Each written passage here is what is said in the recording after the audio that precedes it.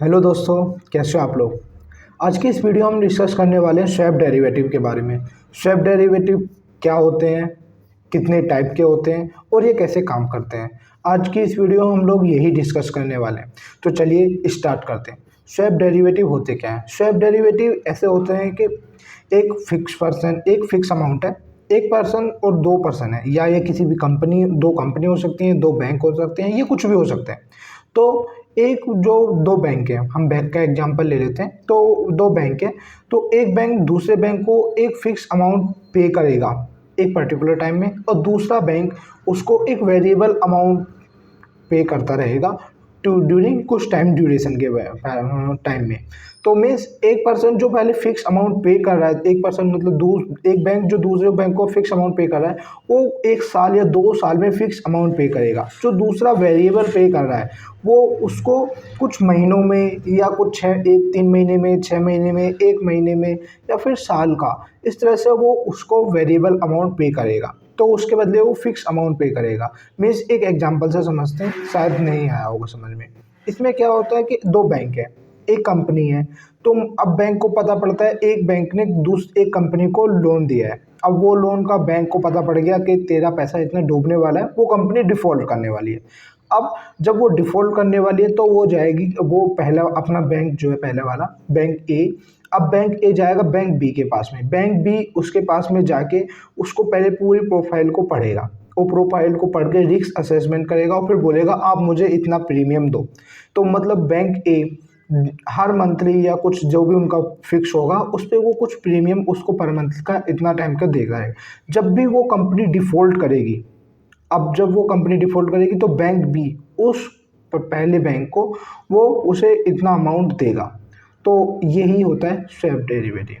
ये credit card default derivative होता है, पर ये जो स्वैप डेरिवेटिव है उसका एक टाइप है। तो इस तरह से बैंक का क्या हुआ फ़ायदा कि उसने जब वो कंपनी डिफ़ॉल्ट करने वाली थी तो उस टाइम पे उसे वो पैसा उसे बैंक बी से मिल गया। तो बस यही होता है। अब हम आगे जानने की कोशिश करते हैं कि ये काम कैसे करते हैं, कौन रेगुलेट करता है। इन्हें कोई रेगुलेट नहीं करता, ये ओटीसी के द्वारा रेगुलेटेड है, मतलब ओवर द काउंटर। इनको कोई सेबी या कुछ कोई भी इस तरह से रेगुलेट नहीं करता। ये आपस में ही दो लोगों का या दो बैंकों का या दो कंपनीज का होता है। अब कोई भी इसे कंपनी या कोई भी बैंक आपस में कर सकते हैं। इसके लिए कोई किसी के लिए बाध्य नहीं करता कि कौन कर सकता है, कौन, ऐसा कोई गाइडलाइन इसके लिए अभी अवेलेबल नहीं है। तो मीन्स कोई भी इसको कर सकता है इजीली स्वैप डेरिवेटिव। अब ये कितने टाइप के होते हैं, बेसिकली इसका कोई टाइप तो है नहीं ऐसा फिर कि कोई भी अपना आपको स्वैप डेरिवेटिव कर सकता है, बट बेसिक फिर भी कुछ टाइप हैं जो मेजॉरिटी रूप में यूज़ करे जाते हैं। वो टाइप है, नंबर 1 पे है हमारा इंटरेस्ट रेट स्वैप, दूसरा नंबर पे है करेंसी स्वैप, तीसरे नंबर पे है इक्विटी स्वैप, चौथे नंबर पे है कमोडिटी स्वैप, पाँचवें नंबर पे है क्रेडिट कार्ड डिफ़ॉल्ट स्वैप। तो ये 5 टाइप के मोस्टली यूज़ करे जाते हैं स्वैप डेरिवेटिव में। अब ये तो हो गया कि किस तरह से हो रहे हैं। अब ये काम कैसे करते हैं। तो पहले नंबर पे जो मैंने बताया था वो था हमारा interest rate swap. Interest rate swap में क्या होता है कि दो बैंक हैं, हम सपोज करते हैं दो बैंक हैं, एक बैंक ने 10,000 करोड़ का दोनों के बीच में स्वैप डेरिवेटिव का फिक्स हुआ। तो 10,000 करोड़ का एक बैंक दूसरे बैंक को 8% के या 10% के इंटरेस्ट रेट से उसे वो प्रोवाइड करेगा। पर ईयरली प्रोवाइड कर सकता है, पर 2 ईयर में प्रोवाइड कर सकता है, पर 3 ईयर्स में प्रोवाइड करता है। वो उन दोनों के बीच का होगा कि उन दोनों के एग्रीमेंट किस तरह से बना है। अब जो बैंक बी है वो ए को क्या करेगा, वो ए को वेरिएबल अमाउंट पे करेगा। मतलब पहला तो फिक्स अमाउंट पे पे करेगा, दूसरा वेरिएबल अमाउंट पे क्या पे करेगा। वेरिएबल अमाउंट जो उस टाइम पे इंटरेस्ट का रेट चल रहा होगा उस अमाउंट पे वो 8% भी हो सकता है, 2% भी हो सकता है, 3% भी हो सकता है। वो एफडी पे करेगा, जो वेरिएबल वाला पे करेगा। अब एफडी का जितना इंटरेस्ट रेट मिल रहा होगा उस पर वो उसे बैंक बी बैंक ए को दोबारा से रिटर्न प्रोवाइड करेगा। तो ये होता है इंटरेस्ट रेट स्वैप।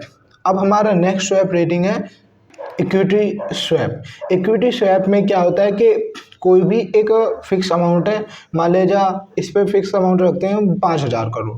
5,000 करोड़ पे एक पार्टी दूसरी पार्टी को वो पे कर देगी, उस पर 8% के रेट से इंटरेस्ट रेट पे करेगी दूसरी पार्टी को। अब दूसरी पार्टी क्या करेगा, जो क्योंकि ये जो स्वैप है ये है इक्विटी स्वैप। इक्विटी स्वैप में क्या होता है कि जो हमारा इंटरेस्ट है, अब निफ्टी 50 के उस पे जो भी उनका रिटर्न मिला है उस साल एज्यूम करते हैं कि 12% का रिटर्न मिला है निफ्टी 50 की तरफ से, तो 12% का स्वैप वो इंटरेस्ट रेट पार्टी बी वो पार्टी ए को पे करेगी। तो ये होता है इक्विटी स्वैप। कमोडिटी स्वैप में करेंसी पे बेस होता है ये, तो करेंसी में एक दूसरे को इंटरेस्ट रेट एक फिक्स अमाउंट पे करेगा, एक जो अमाउंट करंट मार्केट में चल रही है उस पे करेगा। कमोडिटी स्वैप भी हो गया। अब हमारा नेक्स्ट स्वैप है करेंसी हो गया कमोडिटी। कमोडिटी में सेम चीज़ होती है, वो उस पे होते हैं कि ऑयल और गैस पे, जो हमारा ऑयल है गैस है इनके प्राइस पे कितना वेरिएबल कर रहे हैं। एक पार्टी भी दूसरी पार्टी को फिक्स अमाउंट पे करेगी और दूसरी पार्टी पहली पार्टी को एक वेरिएबल जो बाजार में करंट मार्केट में प्राइस है उसके हिसाब से वो उसको इंटरेस्ट रेट पे करेगी। एक फिक्स अमाउंट का डिसाइड कर लेते हैं कि इतने पे हम दोनों को आपस में इंटरेस्ट रेट पे करना है, तो ये ही पे करना होता है। अब लास्ट का जो हमारा बचता है वो था हमारा credit card default swap. Credit card default swap मैंने पहले में ही बताया था कि दो बैंक हैं। अब पहला बैंक है, तो बैंक क्या करता है, बैंक ने एक कंपनी को किसी को लोन दिया। जब वो लोन देगा उसे, तो उसने उसे क्या करता है कि अब वो लोन देने का उसका बैंक जो किस कंपनी को लोन दिया है, अब वो सोचता है कि शायद वो कंपनी डिफ़ॉल्ट करने वाली है। अगर वो उसे ऐसा लगता है कि डिफ़ॉल्ट करने वाली है, तो वो बैंक ए बैंक बी के पास जाता है। अब बैंक बी से वो एक फिक्स प्रीमियम, वो बैंक भी उस पूरी प्रोफाइल को एनालिसिस करके एक फिक्स प्रीमियम बोल देता है कि इतना प्रीमियम तुम्हें सबमिट करना है।